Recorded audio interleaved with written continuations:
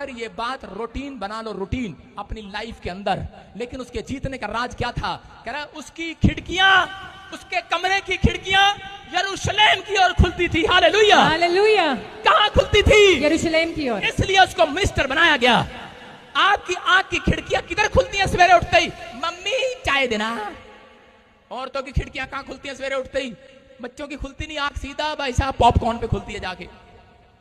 आप सुन रहे हैं? अपने बच्चों को सिखाओ।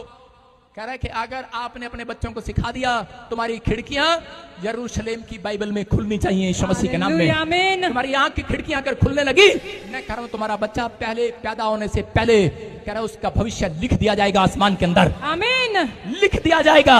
ये देश में तरक्की करेगा, ये इतिहास रचेगा। आमीन। कह रहा यूसुफ की जिंदगी में लिख दिया गया, पहले से 12 साल की उम्र में लिख दिया गया, 18 साल की उम्र में पता लग गया उसे। कह रहा है कि तू दुनिया के अंदर, कह रहा 11 तारे तुझे दंडवत करेंगे।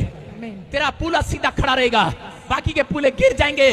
कह रहा अगर आज आप फैसला ले, माँ बाप बच्चों पर दोष लगाते हैं, तब गंदे माँ बाप, उनको डांट रहा हूं जो अपने बच्चों के लिए रूटीन में प्रार्थना नहीं करते।